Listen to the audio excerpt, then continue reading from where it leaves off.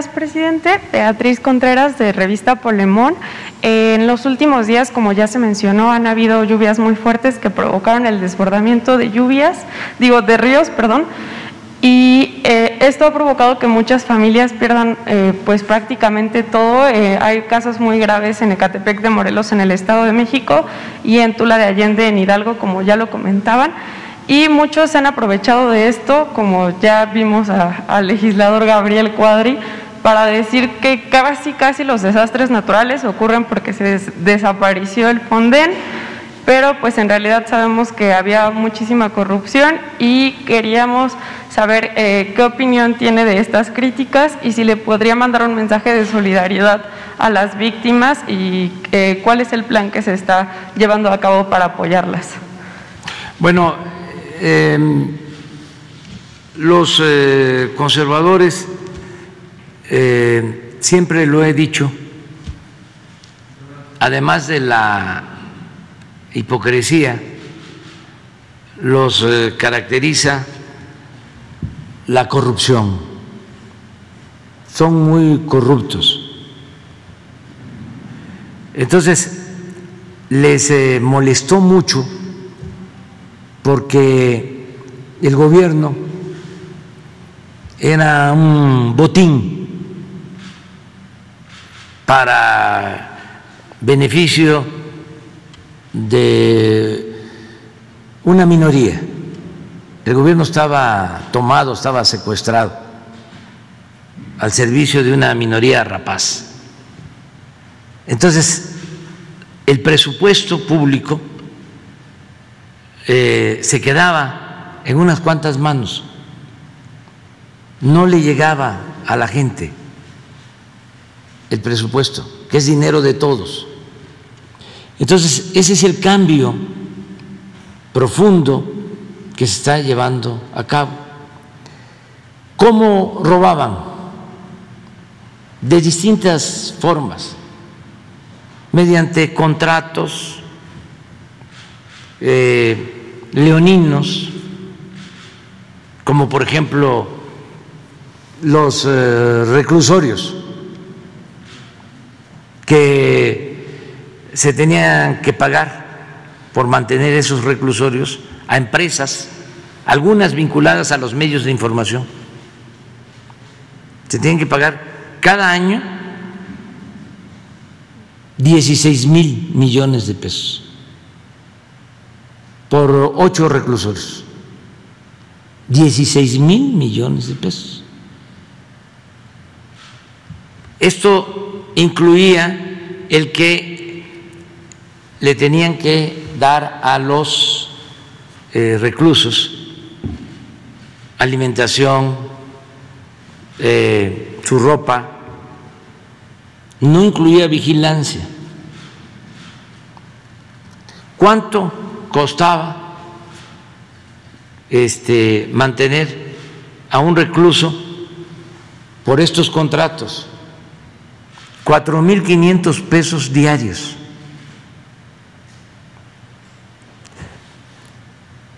A los 20 años que se terminaba el contrato, los reclusorios ni siquiera pasaban a formar parte de los bienes públicos, sino seguían siendo de las empresas.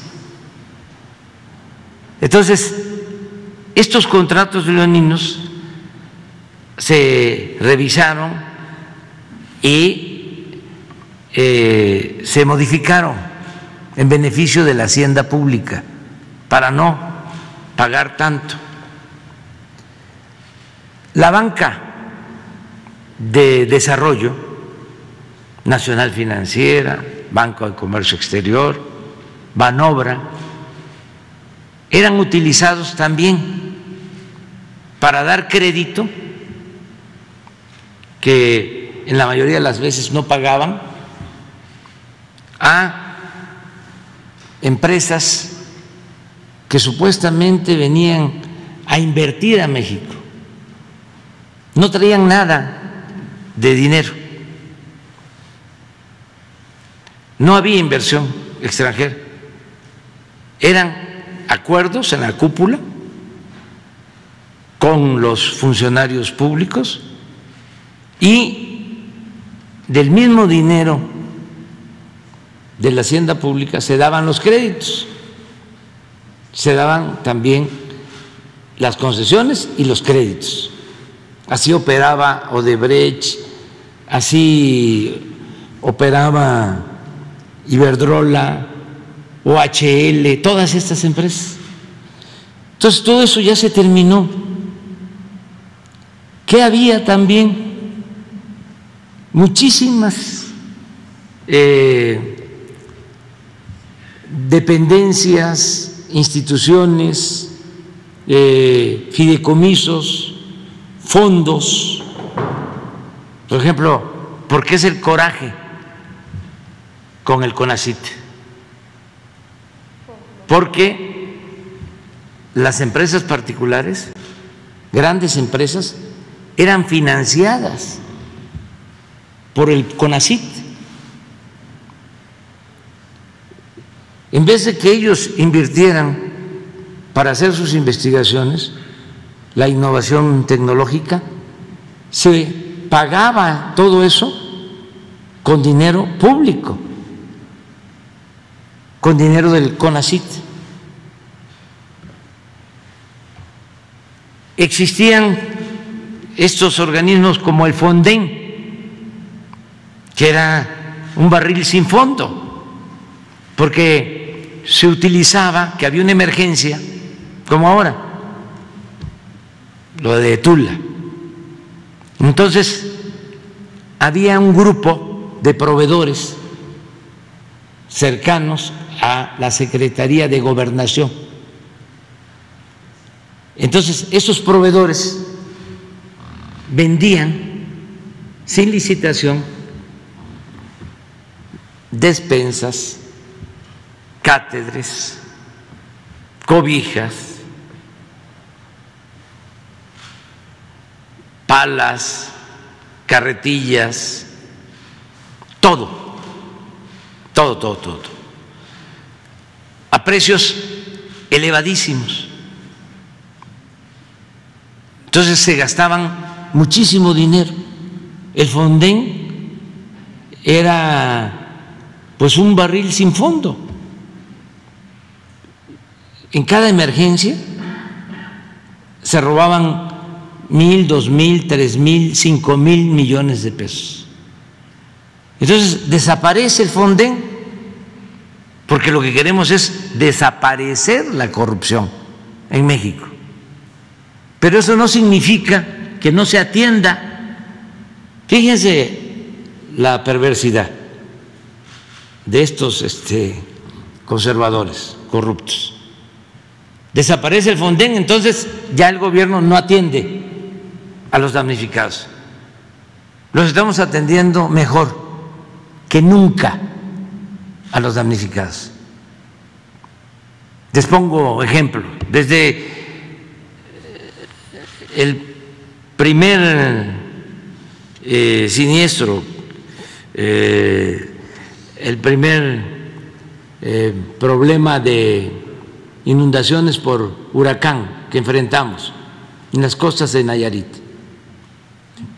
que afectó muchísimo a municipios como Tecuala, como Tuxpan.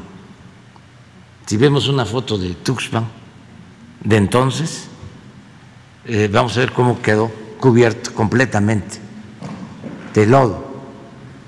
Bueno, todo el gobierno a trabajar. ¿Qué hicimos? Entregamos apoyos para alimentación, enseres domésticos, construimos vivienda, reconstruimos caminos, puentes, hicimos bordos, se llevaron a cabo obras de desarrollo urbano en todos los pueblos, rehabilitamos completamente. Ya se terminó. Tabasco con las inundaciones, lo mismo, un censo casa por casa.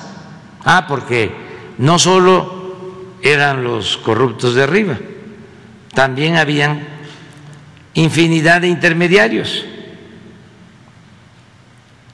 también expertos en medrar cada vez que había una tragedia. Ellos eran los que se quedaban con la mayor parte de las despensas o las láminas o lo que se le entregaba o debía entregarse a la gente. Entonces, ahora ya no es así. Ahora se hace un censo, casa por casa. En las inundaciones de Tabasco, de Chiapas, se censó a todos y en cada familia se entregó un apoyo directo. Primero, desde luego, la alimentación, cocinas, todo lo que se hace para que la gente no padezca. Antes de eso, salvar vidas, alimentación, restablecer los servicios básicos, restablecer el servicio de energía eléctrica, bombear el agua que inunda en colonias, y luego un apoyo económico para que va bajando el agua y a limpiar las casas, a desinfectarlas, a pintarlas, de acuerdo al censo, a cada familia.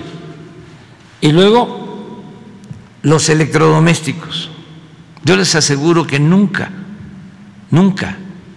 se habían entregado tantos electrodomésticos, tantas estufas, refrigeradores, colchones a la gente afectada por inundaciones. Jamás. ¿Quién maneja esto? ¿Quién entrega casa por casa estos bienes? El Ejército y la Marina, precisamente para que no haya abusos. En el caso ahora de Veracruz se está haciendo lo mismo. Ya se levantó el censo, son alrededor de 110,000 casas afectadas, no solo en Veracruz, sino también en Puebla y en Hidalgo. Entonces, ¿qué acciones ya se están llevando a cabo? Desde esta semana se están entregando recursos a los que fueron afectados en sus viviendas. Se les da un apoyo directo con la recomendación que lucen bien, que utilicen esos recursos para mejorar sus viviendas. En algunos casos en que son viviendas muy precarias, se les da para que puedan hacer su vivienda nueva. Se les está entregando apoyos. Nada más en el caso de Veracruz, de Hidalgo y Puebla, por esto, lo que tiene que ver con vivienda son 3,000 millones de pesos. Otra acción, perdieron cosechas. El mismo censo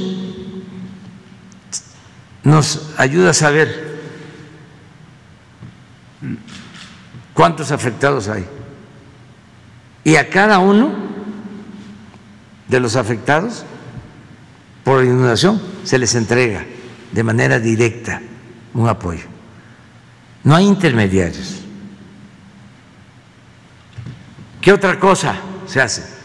Los electrodomésticos, porque hay quienes pierden sus camas, sus estufas, sus refrigeradores. A todos se les está entregando nuevo. Tenemos ahora el problema de que no alcanza la producción. Por eso estamos demorados. Íbamos a terminar el día 15 de septiembre de entregar todos los electrodomésticos en Chiapas y en Tabasco, y no hemos podido porque no nos abastecen, porque son muchísimos, y decidimos comprarlos en México para favorecer a las empresas mexicanas. Entonces, el caso de Tula de ayer, pues yo fui allá. Sí, terminando la conferencia, me fui allá. Tenía yo un desayuno con el presidente de la Corte y con el secretario de Gobernación. No pude estar con ellos, nada más fui a decirles que no iba yo a estar y me fui con el general Sandoval. Sobrevolamos para tomar decisiones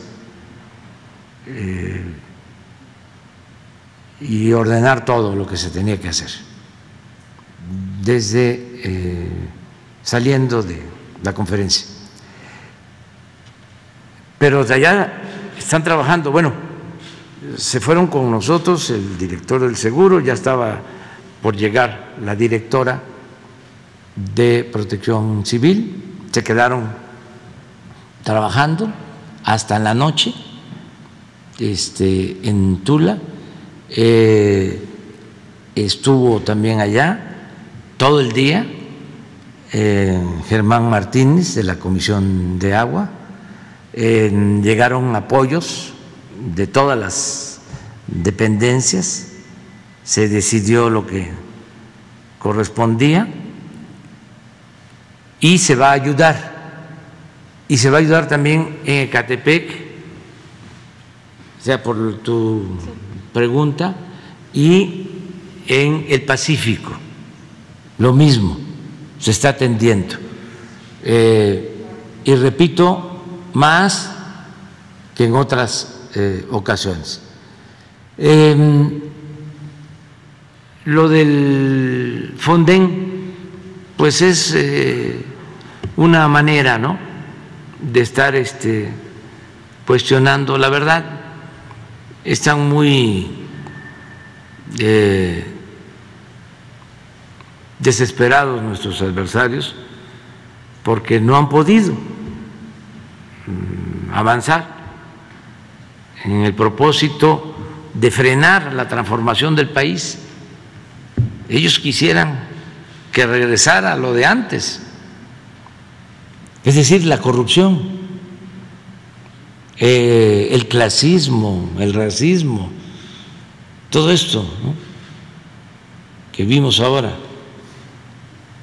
que está emergiendo, este racismo que siempre ha existido,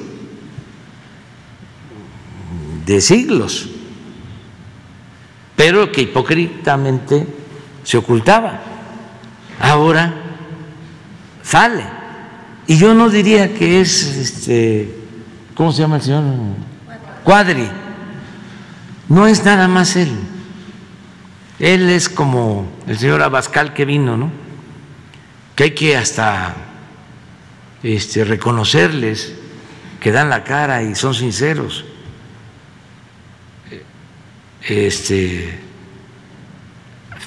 Francos. Ahora sí que es franquismo franco. Es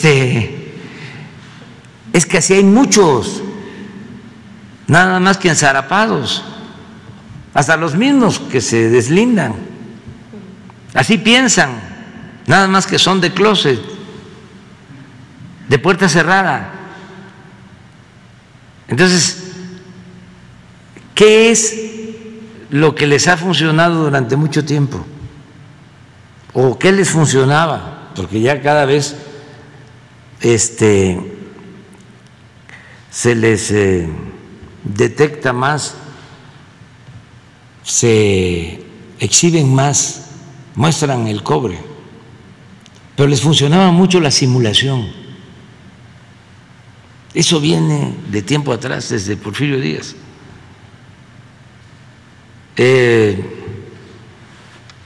Decir una cosa y hacer otra,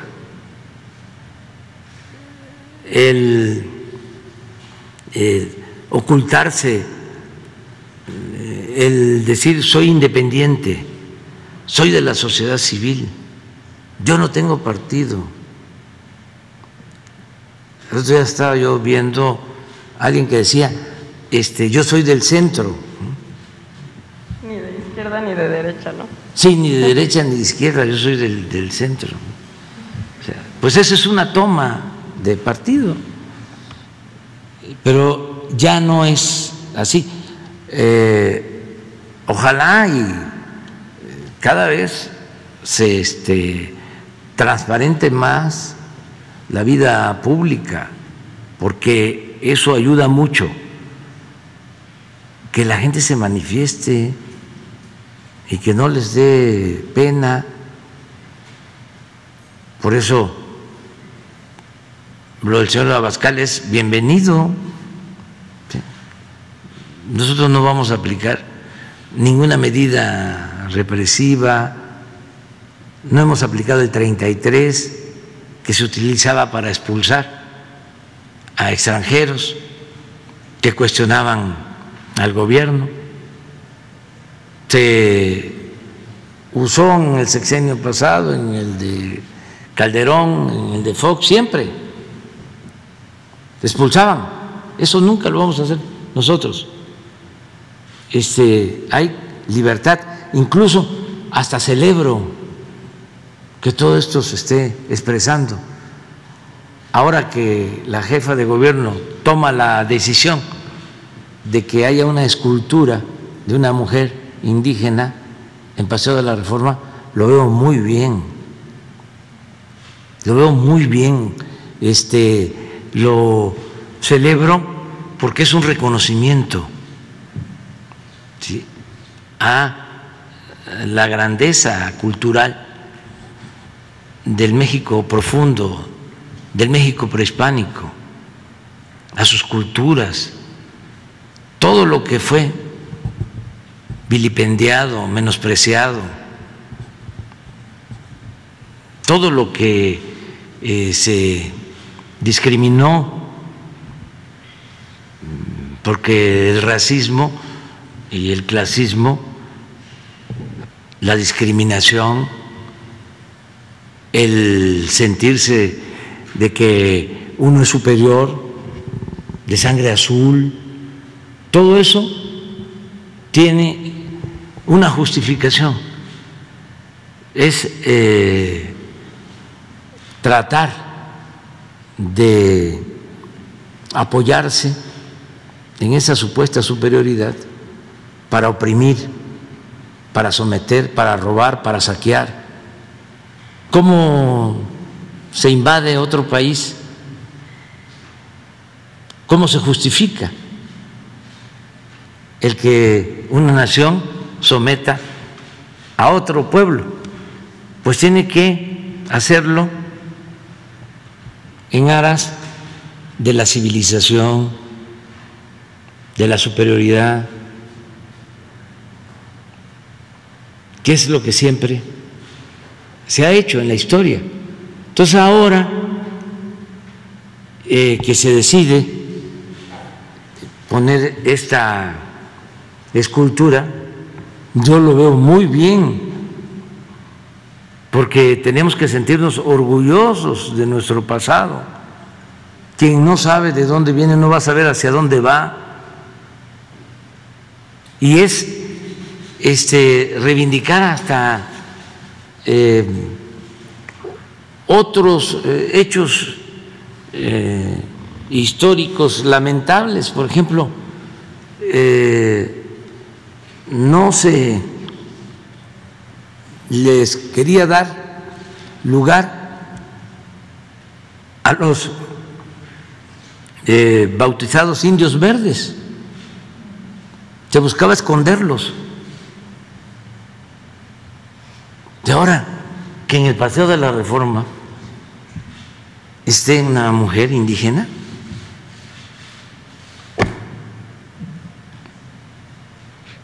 nada más es cuestión de pensar solo en el tiempo. ¿Cuántos años de dominación colonial. 200.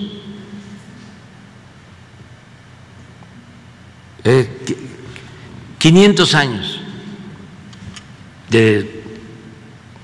desde que llegan los invasores, 300 de dominación y 200 de independencia. Pues son 500 en total. Pero hacia atrás, ¿cuántos años de desarrollo cultural en México? Acabo de estar hace relativamente poco en Calakmul y como también se advierte en Teotihuacán, en una pirámide enorme, se cubre otra, se protege, se tapa otra. La que se ve, la más grande, es como de el año 600 después de Cristo. Estamos hablando de 900 años antes de que llegaran los españoles, la grande. Pero la que está abajo es de 400 años antes de Cristo.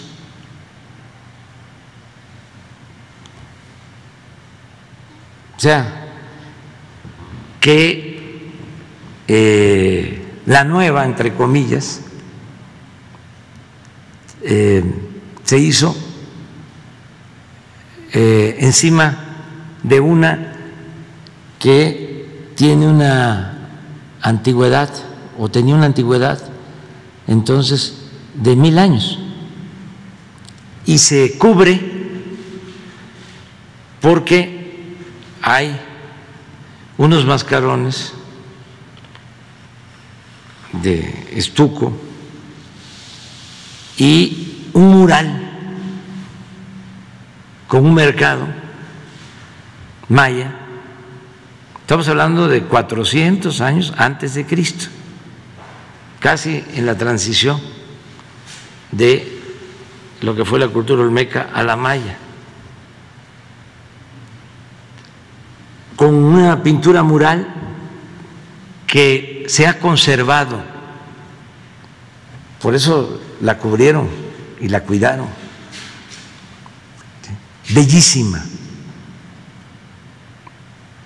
Y precisamente lo que hay, entre otras cosas, de otros personajes, hay una mujer con un vestido transparente, toda una obra de arte. El pintor de lo mejor que puede haber, lo más sensible, exquisito, fino, arte. Bueno, ¿por qué no exaltar eso?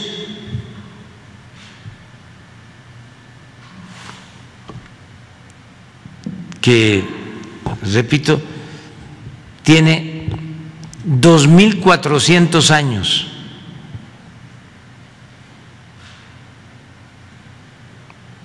$2400 años. Lo de Colón, muy importante, desde luego, tiene 500 años.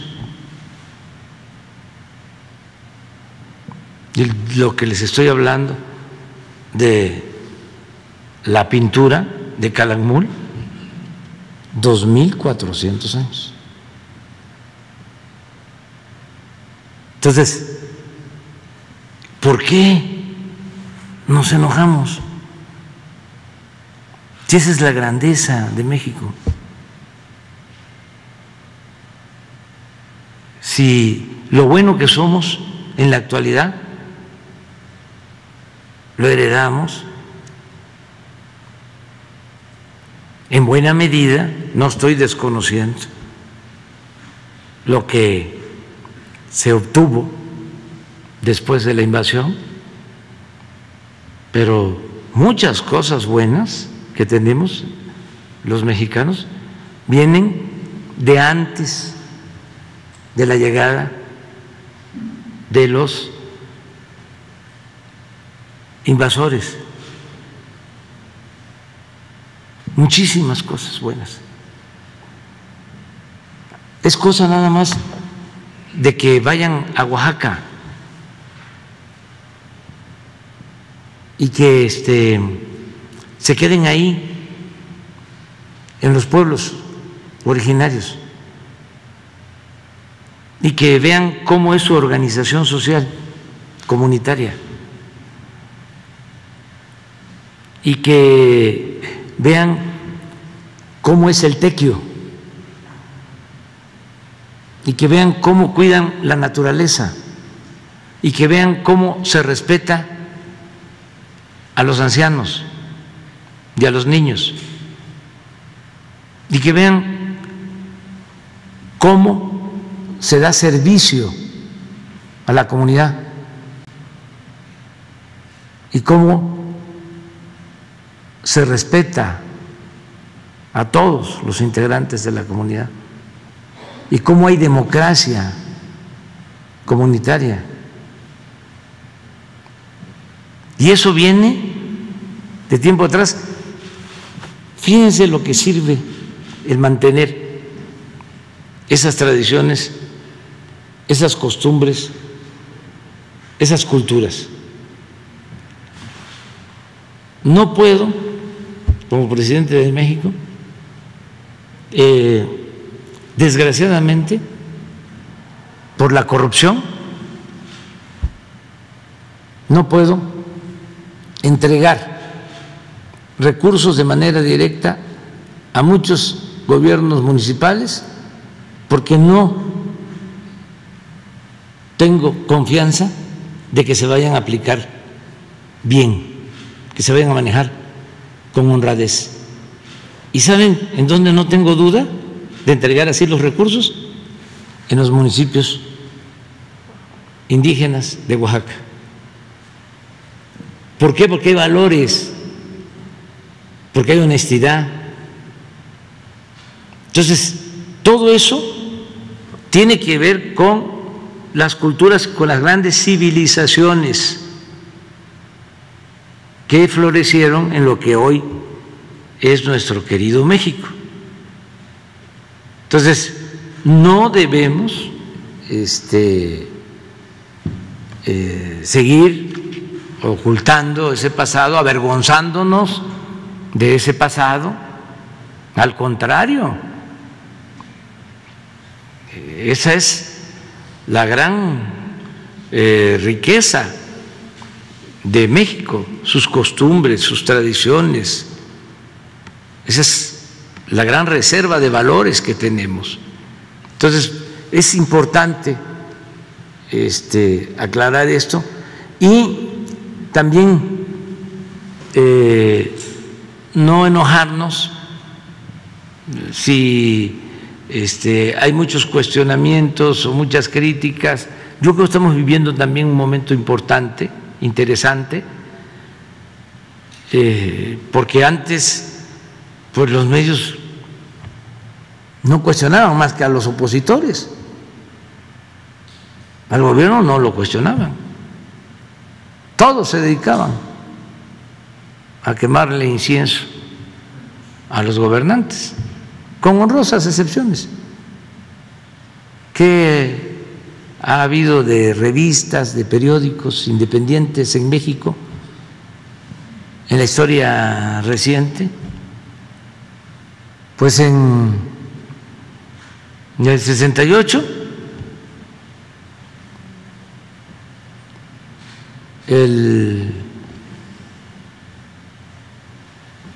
se llamaba ¿Por esto o por qué? El por qué. El por qué. Luego, política de revistas, ¿no? Revistas también que empezaron a actuar con más pluralidad. El Siempre, de Pagés, de mi paisano finado Pepe Pagés. Luego Excelsior, de la época de don Julio. Luego surgieron el 1+1, La Jornada, Proceso, y ya. Y desde luego hubieron otros, ¿no? En la radio, que yo recuerde, a ver, Gutiérrez Vivó, que lo censuraron. Antes había Huerta, Paco Huerta, aquí en la ciudad. Carmen Aristegui. Y ya, en la televisión.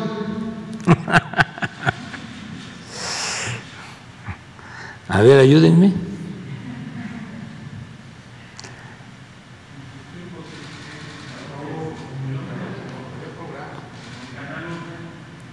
El 11, sí.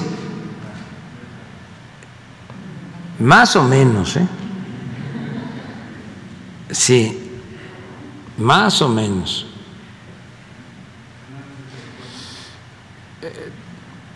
En el 11 es donde estaba como Saldaña, ¿no? Jorge Saldaña. Y ya.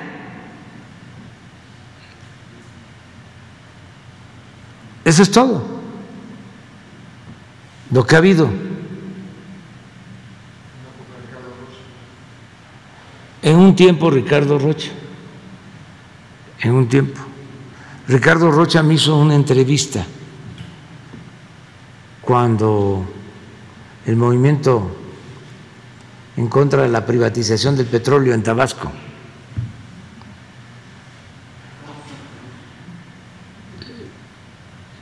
Que habían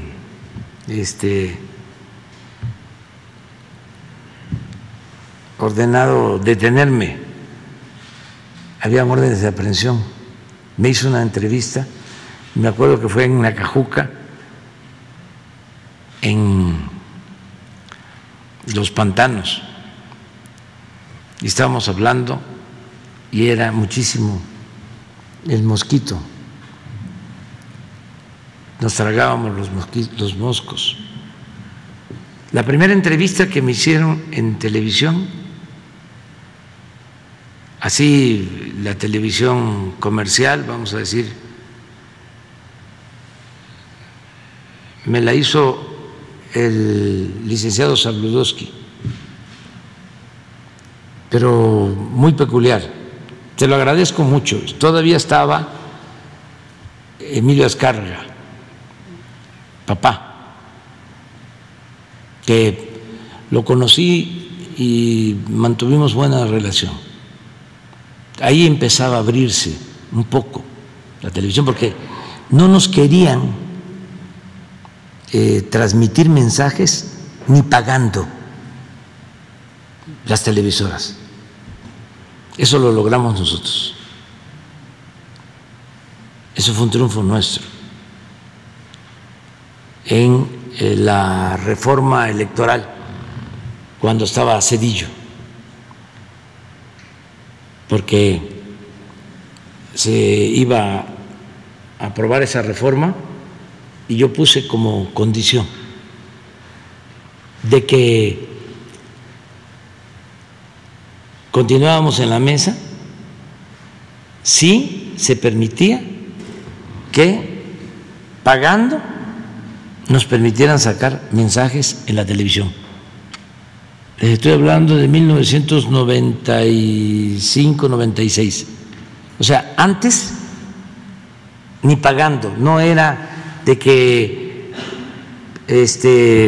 yo quiero anunciar un producto, quiero anunciarme, ¿cuánto me cobras? ¿Cuál es la tarifa? Y paso un mensaje. No, nada, ni pagando. Me acuerdo que nos ayudaba entonces una mujer muy inteligente, Tere Struck, ya falleció, y nos hizo unos mensajes, pero totalmente sanos, fresas, pues, no decían nada. Estaba yo en un partido que ya no menciono, y llevo los mensajes, teníamos el dinero a las dos grandes televisoras, no, y era así como el sol alumbra para todos, nada, no, y regresé a la mesa en Gobernación y dije, nos levantamos. ¿Qué estamos aquí hablando de que va a haber una reforma electoral si ni pagando nos permiten transmitir mensajes? Y de ahí hablaron de Gobernación a los medios y ahí empezamos a tener los partidos la posibilidad de transmitir mensajes en la televisión. Eso es relativamente reciente. Entonces, ahora es algo nuevo, o sea, hay cuestionamientos todo el tiempo, permanentemente contra el gobierno, y es bueno eso, porque es una etapa nueva, esto no se veía. A veces dicen, ¿y dónde está el cambio? Pues ese es un cambio. ¿Cuándo insultaban al presidente? No, decía precisamente Emilio Azcárraga de que no se podía tocar a la Virgen de Guadalupe, al presidente y al ejército.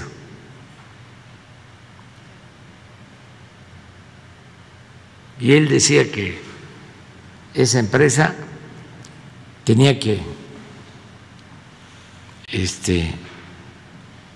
actuar respetando al presidente, porque eran soldados del presidente. Todo esto ha cambiado mucho y qué bueno, pero ya me alargué bastante. Gracias.